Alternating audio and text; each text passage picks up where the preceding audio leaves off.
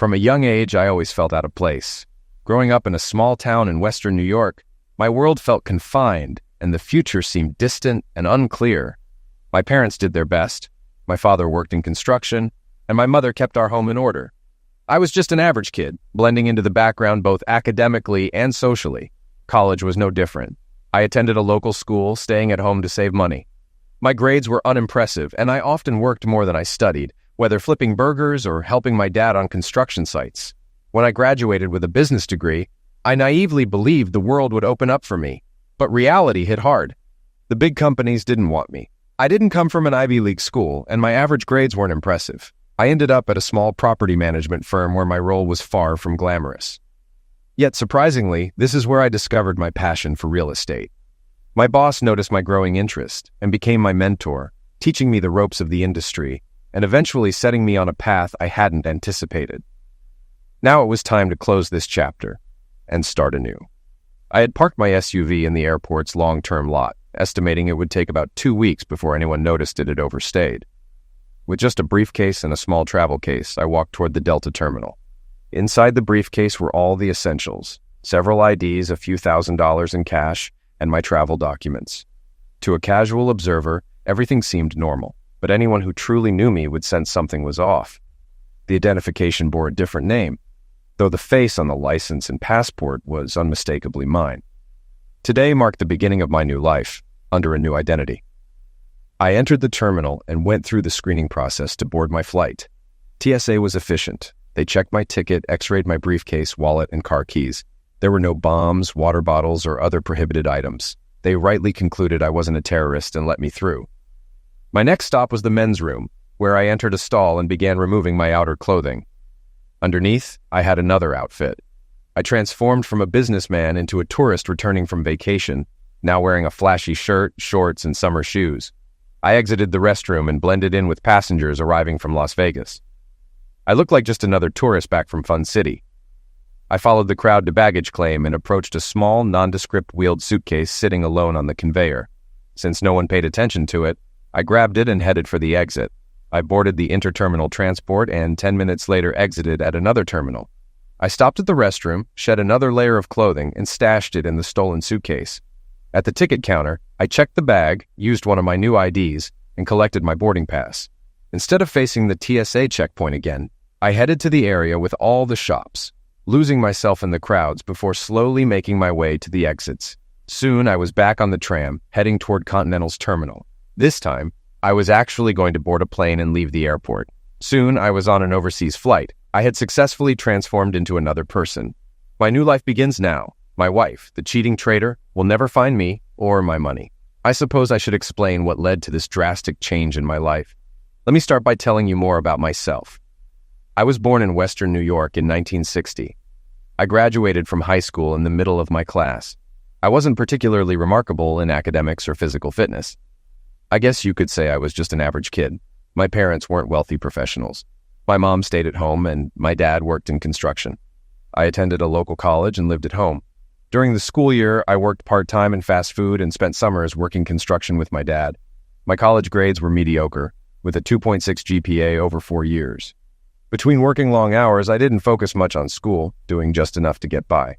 I graduated with a business degree and stepped out into the world, ready to make my mark.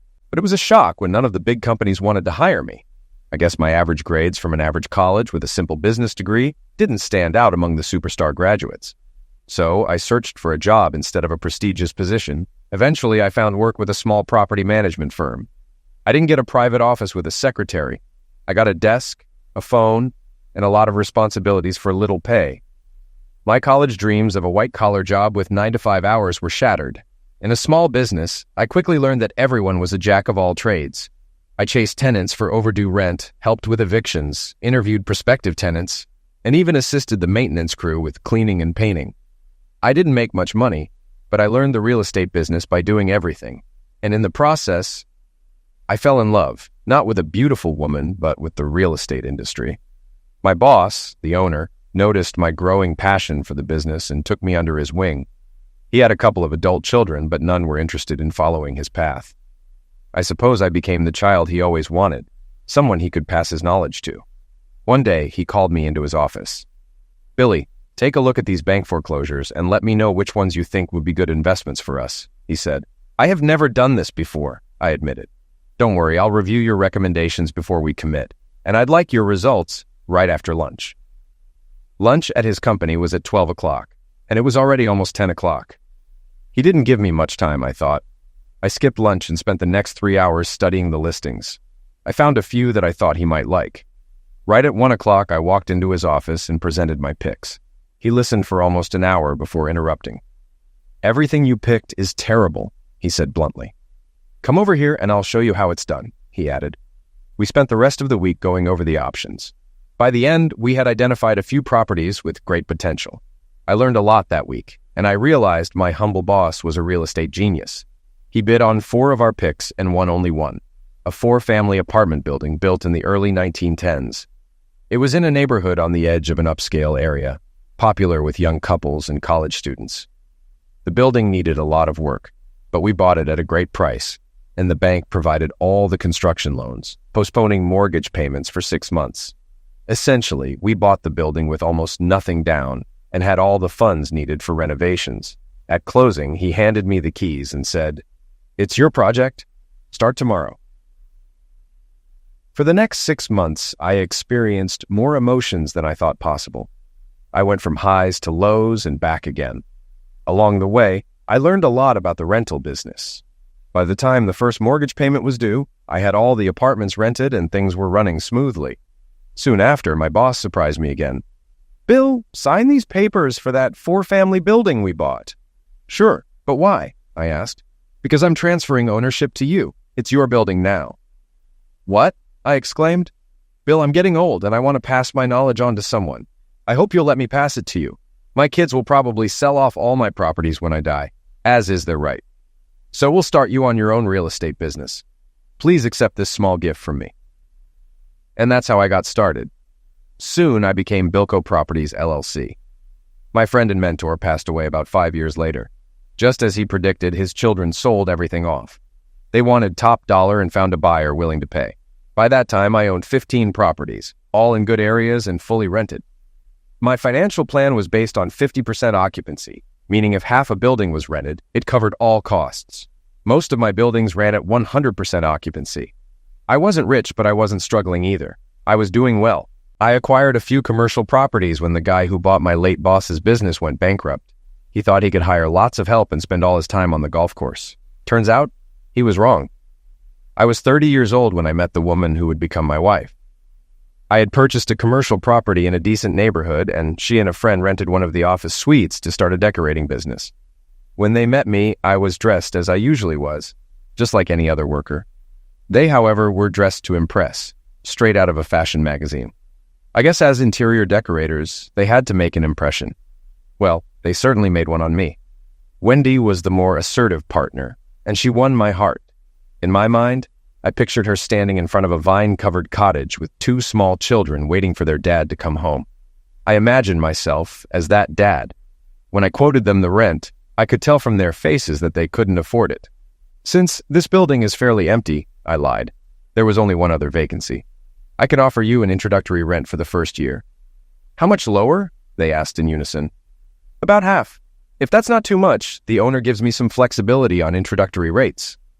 They quickly accepted my offer and signed a 1-year lease with an option for another year, with rent to be determined later. "Can we get the owner's name and address to thank him?" Wendy asked. I gave them my mother's maiden name with a fake first name and the company's P.O. box, explaining that the owner didn't like being bothered and that a short note would be sufficient. For the next year, I helped them with all their issues. Dressed like any other worker, I watched their small business gradually grow. By the start of their second year, they renewed their lease at a higher rate, though still about 25% lower than what other tenants were paying. As I mentioned before, they were both incredibly attractive. Wendy, the one I liked, informed me one day that her partner was getting married and moving to the West Coast with her new husband. Before their lease ended, she asked, "Can I get out of our lease? I don't think I can afford it with my partner leaving." "I'm not sure about breaking the lease, but I can reduce the rent back to its original level. My boss isn't fond of empty office suites." The truth was, I didn't want her to leave. Her face lit up with a big smile, and she gave me a kiss. That kiss sealed the deal. I was in love. After we parted, she gave me a different look and a special smile. That was the beginning of our relationship. 1 year later, I found myself standing at the altar taking my vows. By the time we'd been married for a year, our daughter was born.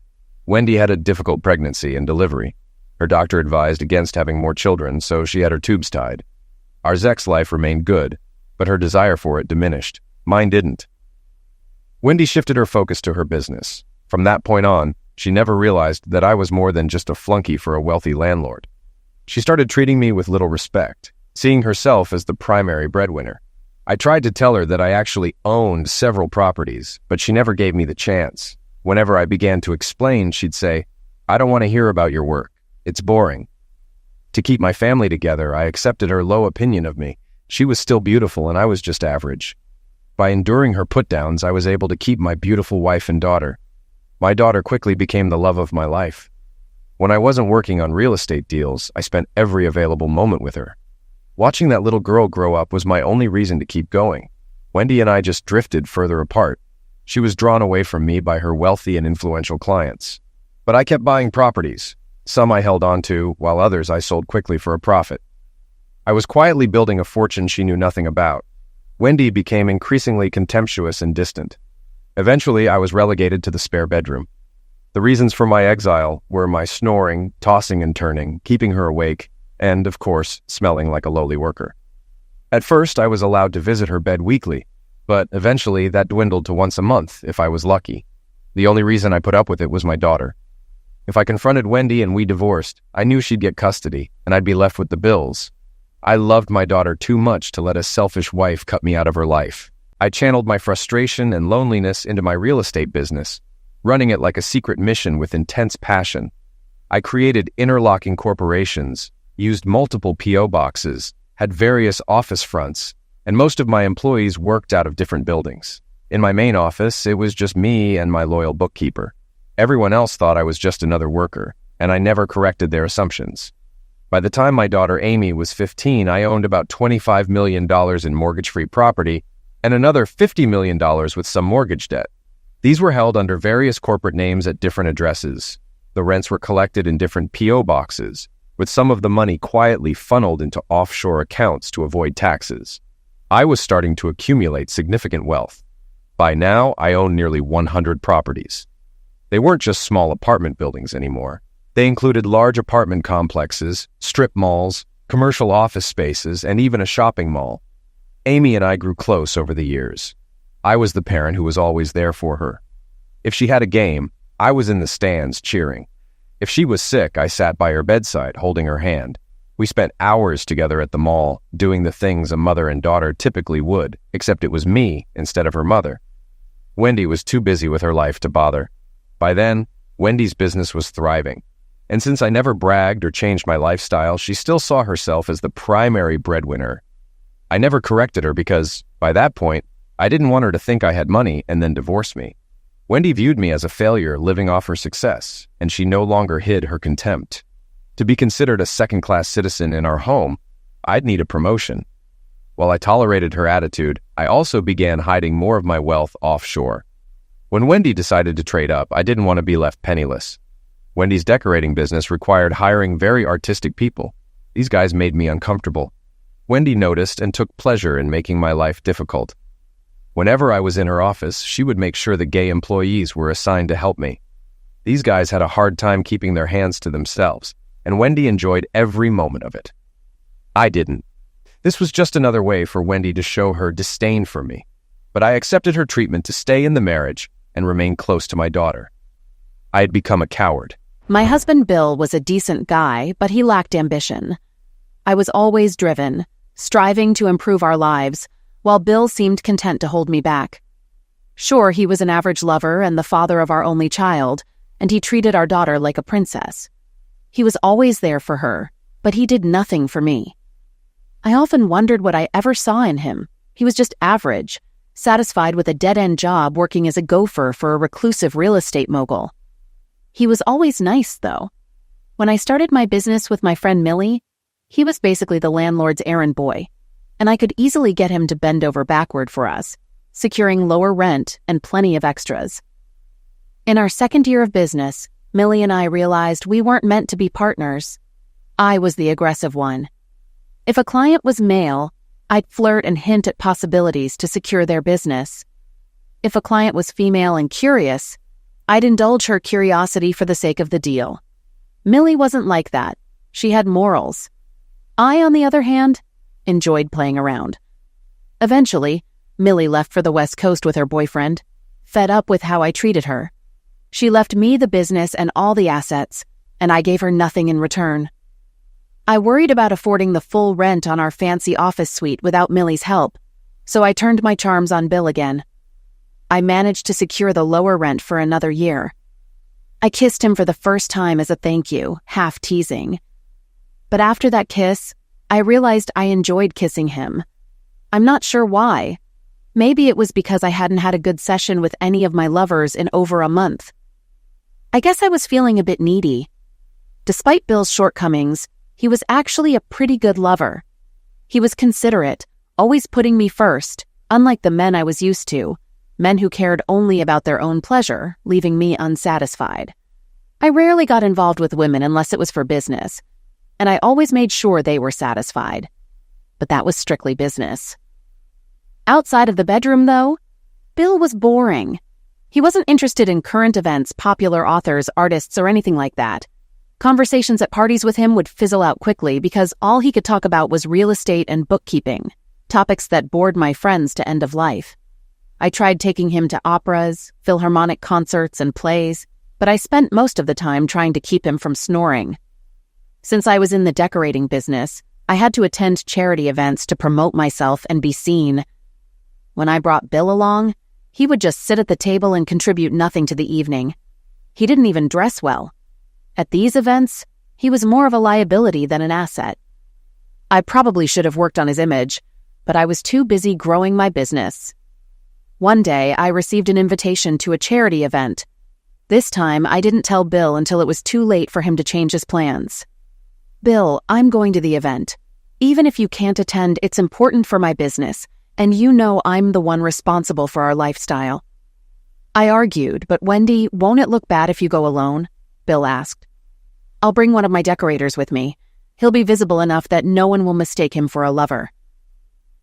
At that event, I met James, who would become my lover. I was standing at one of the bars, looking for my date, who had likely snuck off with another guy at the party, leaving me on my own. That's when this handsome man approached me. "Excuse me, but I noticed your escort has abandoned you," James said. "I'm James William Hawthorne, and I'd love to keep you company this evening if you'll let me." The first thought that crossed my mind was, God, he's gorgeous. He was well-dressed, well-spoken, and seemed wealthy. I accepted his offer, and we had a fantastic time together. On the taxi ride home, I realized I was excited, and it wasn't because of Bill. It was because of James. About a week later, James called me. "Hi, Wendy. Would you like to join me for lunch? I'm thinking of redoing my office and would love your opinion." That's how it all began. Within a month, we became lovers, meeting 2 or 3 afternoons a week in different hotels. James was my lover now. I'm not saying he was better than Bill. Bill always put my pleasure first, while James never did. James treated me like I was beneath him, while Bill treated me like a queen. But being with James was thrilling, even if he used me. He pushed me to do things Bill never would have. Sometimes I was sore from everything James made me do. I was submissive and he was dominant. I couldn't refuse him anything. I grew bored with Bill's gentle loving. I craved James's control. I was entirely his. He even started bringing other men into our bed.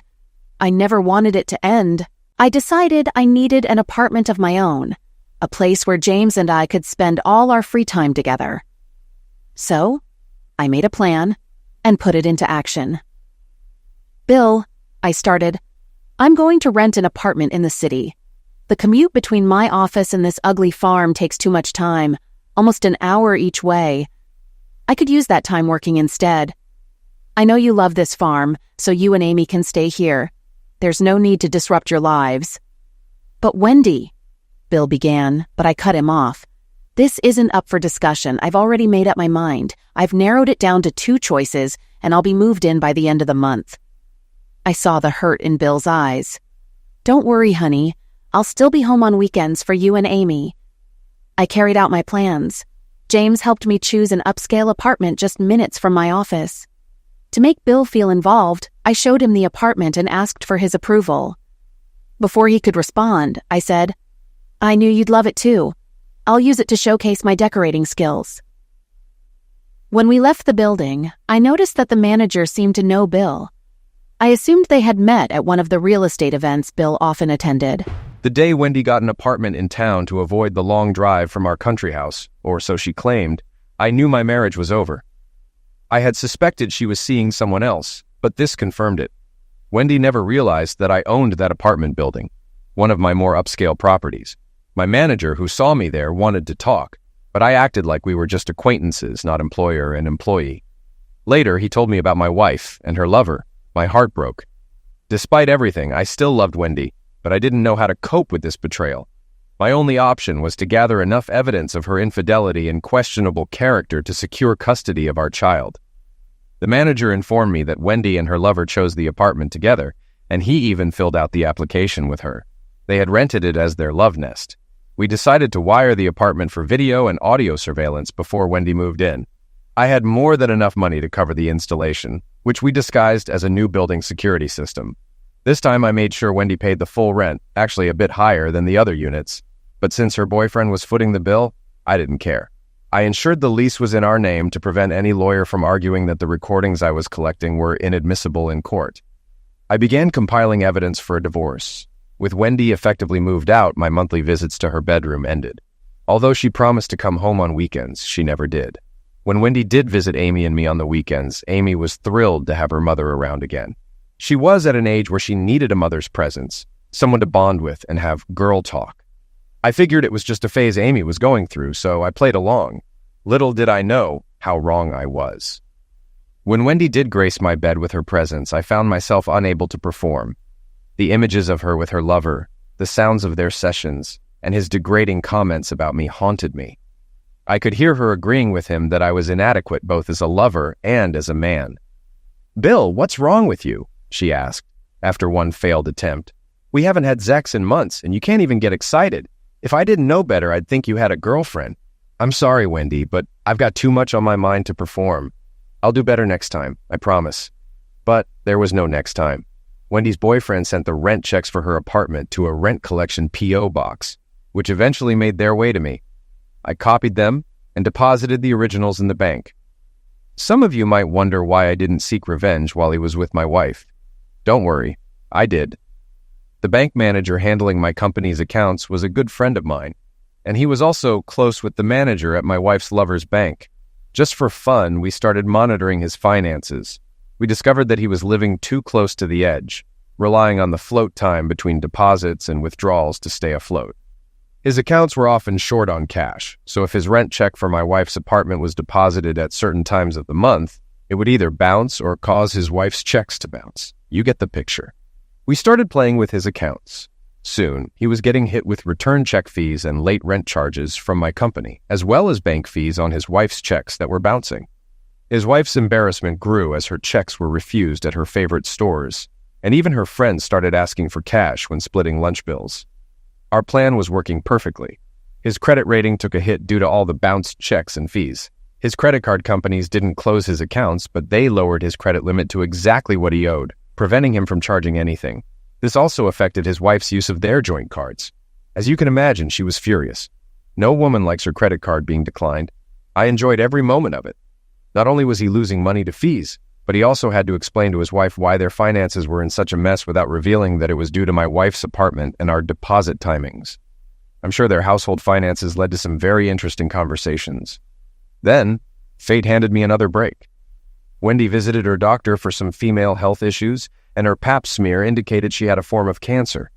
Our relationship had deteriorated to the point where she didn't tell me anything about it, only mentioning that she needed surgery for some female problems. The truth came out when our 17-year-old daughter, Amy, accidentally revealed the situation. She told me she was planning to stay with her mother during the ordeal. "Amy, why?" I asked. "Have I really been such a bad father to you?" "No, Dad, you haven't, but Mom needs me. She has ovarian cancer, and while you may not love her anymore, I still do. I want to help her through these next few months until she gets better. I missed my daughter, but I had to stay focused on my plans. If Amy chose to be with her mother instead of me, I had to accept it. As much as I wanted her with me, she made her decision. I figured that maybe living with her mom would eventually show Amy who her mother truly was. I went to church the following Sunday. It had been years since I set foot in a church, but I felt the need to thank God, not for Wendy's recovery, but for giving her cancer. It was the best thing that could have happened to me. Wendy was suffering, and her lover was the one paying the price, getting nothing in return. He had to deal with her vomiting, watch her hair fall out, see her waste away, turning into a shadow of her former self. I saw in one of the tapes how he treated her, leaving her in filth until he felt like helping. Amy must have noticed too, because she was the one taking care of her mother. I made an appointment with my attorney. I told him I wanted out of my marriage with no financial loss except for his fees. I also wanted him to make sure Wendy's lover's wife had all the information she needed to ruin him. My lawyer gave me the usual speech about no-fault divorce and splitting everything 50-50ths, but I had other plans. I handed over all the video and audio evidence, along with copies of the rent checks paid by Wendy's lover for her apartment and the rental application signed by him and Wendy. I instructed him to prepare everything but wait for my signal to serve it. My next step was to sell all my properties. I had to do it gradually to avoid lowering their value too much. Fortunately, the real estate market was booming, and some new firms were competing in the area. They ended up in bidding wars over my better properties, often paying more than I expected. Meanwhile, I slowly cleared out our house of personal belongings and sold it, with the closing scheduled for the day after Wendy was served. After about 6 months, I gave my lawyer the go-ahead to provide all the evidence to Wendy's lover's wife. Once she kicked him out, he moved in with Wendy and Amy. They thought they were a happy family until they realized they were broke. His wife froze all his assets, and I drained Wendy's accounts into my offshore holdings. They were left with nothing. One day, my building manager, Phil, from Wendy's apartment, left me a message. It simply said, "Check the video I'm sending you today. Your daughter is in trouble." I hadn't reviewed the surveillance footage in months, as my lawyer had assured me we had enough evidence for the divorce. But Phil's message concerned me. That afternoon, a messenger delivered the CD. The footage was in chronological order, starting about 4 months earlier. It showed Wendy's lover pilling and attacking my daughter. Amy cried for hours but didn't leave, repeatedly asking, "Why did you let this happen, Mommy?" The footage revealed more misuse and torture. I watched my daughter spiral into dependence, begging for her next fix. Soon, she was pleading with him not to hurt her. The videos from Wendy's bedroom showed her awake, listening as Amy was forced. I saw the tears in her eyes, but she did nothing to stop it. She was too controlled by him to stand up to him. By now, Amy had become a willing participant as long as the pills kept coming. The footage spanned about 4 months, and it was too late for me to save my little girl. At 4 a.m., after hours of crying, I called my attorney and left a message asking him to save Amy, to get her out of that apartment before something worse happened.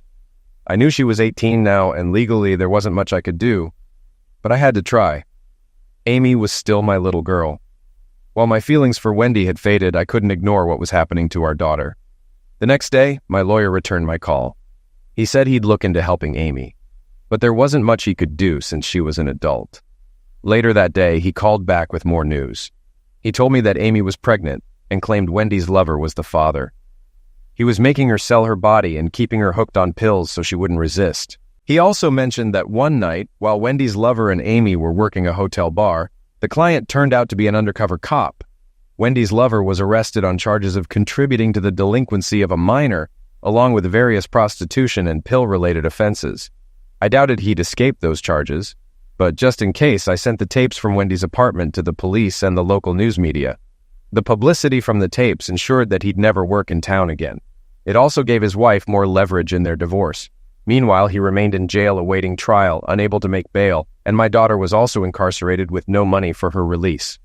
Alan, my lawyer, and I discussed Amy's situation. Alan advised leaving her in jail so she could enter a treatment program. He explained that if I bailed her out, she'd likely end up back on the streets as just another dependent. It was better to leave her where she could get help, and he could monitor her progress. Later that day, I used the video to Photoshop just the men's faces. 3 weeks later, they were found knocking to end of life in an alley behind their favorite bar. Lucky for Wendy's lover, he was in jail or he would have joined them. One of my storefront tenants had connections to organized crime, and they owed me a favor. In the meantime, Wendy had neglected her business while undergoing treatment. A couple of her employees, with my help, started their own decorating business and took most of her clients. Her business collapsed, and her landlord, who happened to be me, evicted her from her office suite. She was broke, with no income and no health insurance. She called me, asking to be added to my policy, which I did, but it didn't cover pre-existing conditions. I had planned ahead for that. That brings me to the present. I was on a plane to South America, untraceable. I'd land in Cancun, switch identities again, and head to Europe. From there, I'd make another switch and move to a warmer location. My wife would never find me, nor would the local authorities if they connected me to the knockings. I called my lawyer, Alan. Before leaving for Australia, Alan informed me that Amy was trying to contact me, wanting to reconcile. She had somehow discovered my wealth. Alan told her I was long gone and could only be found if I wished to be. I instructed him to use my money to prepare a defense for Amy, but to leave her in jail as long as possible. She was making progress in kicking her pill habit, and I feared that if she was released, she'd relapse. Crystal meth was notoriously difficult to quit, often requiring several relapses before recovery, if the user truly wanted it. 6 months later, I called my lawyer to check on the status of my divorce. He informed me there was no need for a divorce. Wendy had lost her battle with cancer and died before it was finalized. Since we weren't divorced and she had no money, I was responsible for her medical bills. She passed away in a charity ward, alone and in pain with no visitors. I paid her medical expenses, feeling a twinge of guilt. Despite everything, Wendy had been the love of my life. Though her actions and greed tore us apart, a small part of me still cared for her. I was out of the country, and Amy was in jail when Wendy died. There was no funeral for her. Alan said, "Her ashes are at the county coroner's office waiting for someone to claim them. If no one does, she'll be buried in an unmarked grave with other indigent persons." Alan paused, likely expecting me to offer to handle Wendy's remains. But I had no intention of doing so. She had caused me too much pain and humiliation to forgive her now. Instead, I asked about Amy. She lost the baby in the 4th month due to an STD. She's currently serving a 12-month sentence for prostitution and pill possession. However, she's in a good dependence program and seems to be making progress. "What about Wendy's lover?" I asked, though I already knew what happened to him. He died in a prison fight. Inmates don't take kindly to his kind. Well, if Amy asks for help with her mother's arrangements, give her the money she needs. If she's clean and pill-free, support her financially until she completes her education and can stand on her own. But if she's not clean, give her just enough to OD and then bury them both in unmarked graves, I said. I know it sounds harsh, but I'd rather have my daughter dead than living as a street dependent. If she overdosed, at least she'd go without prolonged suffering. If she stayed on the streets, she'd eventually die at the hands of some pimp. I didn't want her to suffer if she couldn't overcome her dependence. But if Amy somehow knocked the odds, recovered, and stayed clean, I'd ensure she had the resources for a second chance. I had millions, so what was a little money for my daughter? Maybe, just maybe, she'd defy the odds. It was 4 years later when I stopped by town to visit Alan, my old attorney. We hadn't spoken in years, and he was retiring and closing down his practice. I wanted to wish him well in his retirement and give him a monetary gift. He had been a good friend, actually, my only friend. I was just a lonely old man, and he was the only one who seemed to care whether I lived or died. As I drove my new Bentley through town, memories flooded back, some good, some not so much. I took extra time to drive by the properties I once owned. Most of the areas where I had owned apartments had thrived over the years, and my old holdings were in good shape. My former commercial properties also seemed to have increased in value. It was a shame that divorcing Wendy had forced me to sell them and hide my wealth. I sometimes wondered if Wendy would have respected me more if she had known about all my assets. But it was too late to find out. I parked in front of my attorney's office and went inside. The building was one of the few I still owned, mainly because it housed Alan's practice. I had wanted to keep him secure so he could protect my interests. Now that he was retiring, I planned to deed the building to him as a gift, ensuring he had something for his old age. "Hi, you old scum-sucker," Alan greeted me. "Takes one to know one," I replied. We hugged and shook hands, and it was as if no time had passed. We caught up on all that had happened over the years. When we finally slowed down, he asked, "Aren't you going to ask about your daughter, Amy?" "Not really, but I bet you were going to tell me anyway." "Actually, Bill, You'd be proud of her. After she got out of jail, she enrolled in another pill rehab program and completed it. She stayed on as a counselor and kicked her dependents," Alan continued. "Whoopee," I said sarcastically, though a part of me was glad she made it. No, really. Amy also enrolled in a social work program at the local college. She did exceptionally well, finishing the 4-year course in 3 years.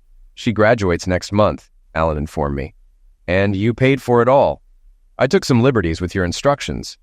Also, Bill, you might want to meet your son-in-law, Frank Murphy, and your granddaughter, Vivian. The baby is nearly 7 months old and already showing a real personality. She's going to be a beauty. A real heartbreaker," I thought, just like her grandmother. Alan continued. "You also covered their expenses beyond what Frank's modest income could handle, including a nanny named Chloe. She lives in the apartment across the hall from them and pretends to be just a helpful neighbor, giving Amy time to study and Frank room to grow in his career. I finally agreed to stay in town for Amy's graduation and attend the events surrounding it. Alan managed to get us into not just the ceremony, but also the pre- and post-graduation gatherings. At one of the pre-events, I spotted my daughter and her husband. I was impressed. It had been years since I'd seen Amy, and she had inherited her mother's beauty. I always knew she had her mother's genes, but seeing her in person was striking. She looked exactly like the woman I had once loved. A wave of sadness hit me. I hadn't expected this graduation to be so emotionally challenging. I pulled Alan aside and said, "I don't want to get involved in Amy's life anymore, so don't expect me to run up and greet them. It's just too hard." "Promise me that." "I promise," he replied. The next day, Alan and I sat midway in the stands as the graduates were announced. As they crossed the stage, their families and friends cheered and applauded. When it was Amy's turn, her husband stood with their baby in his arms, and I could see his tears from where I sat. The applause for her seemed louder than for anyone else. I felt a surge of pride. When Amy reached the center of the stage, the dean stopped her. "It is with great pleasure that I present this special award to you, Amy Murphy. You have been selected by your fellow students and the faculty for this honor. Mrs. Murphy, you are being recognized for your selfless support of others. Because of you, more of your peers are graduating today than ever before. The dropout rate since you began here is nearly 0. Along with your diploma, you'll find a certificate of appreciation signed by all your classmates and the faculty. Amy, we all love you and will miss you." As she crossed the stage, she received a standing ovation. I was prouder of her in that moment than I had ever been before. My little girl had turned out well, and I was genuinely happy for her. Once the ceremony ended, I started heading back to my car, but the aisles were packed with people. As I moved with the crowd, trying to keep my head down to avoid being recognized, I saw my daughter, her husband, and my granddaughter walking up the aisle nearby. Damn, I thought. I need a hole to crawl into. But there was no escape. I was trapped. My daughter and her husband didn't notice me, but my granddaughter did. Out of the corner of my eye, I saw her watching my every move, clinging to my son-in-law's neck while keeping her eyes on me. At nearly 9 months old, she seemed to have a mind of her own. In her little voice, she began chanting, "Bopa," the word many kids use for their grandfathers. She started waving her arms and kicking her feet, trying to get out of her father's grip. Amy reached over to take the baby from her husband. When she glanced at where the baby was pointing, she saw me. Unknown to me, Chloe had been showing my granddaughter pictures of me and explaining who I was. The little one had learned her lesson well. To her credit, Amy didn't scream or faint. She simply said, "Hi, Dad. Thanks for coming and supporting us all these years. Alan spilled the beans to us about a month ago, telling us about your involvement in our lives." I later learned that Alan had quietly watched over this small family for years. He also let Amy know that it was my money she had been using for her education and living expenses. Alan had been playing the role of the father I couldn't be, while still giving me credit. I smiled at her and said, "I wouldn't have missed your graduation for all the tea in China, and paying your expenses was the least I could do. After all, it was my fault for leaving you on your own." Amy's husband, clearly taken aback, stumbled over his words. He didn't know how to handle the situation. I steadied him by catching his arm, and at that moment my granddaughter grabbed my shirt and started shouting, "Bopa, UP!" Amy spoke first. "Vivian wants you to hold her, Dad. Would you like to carry your granddaughter?" Before I could respond, I found myself holding a very excited little girl. She wrapped her arms around my neck and proudly announced to everyone nearby that I was her Bopa. I was instantly hooked. This little girl had stolen my heart.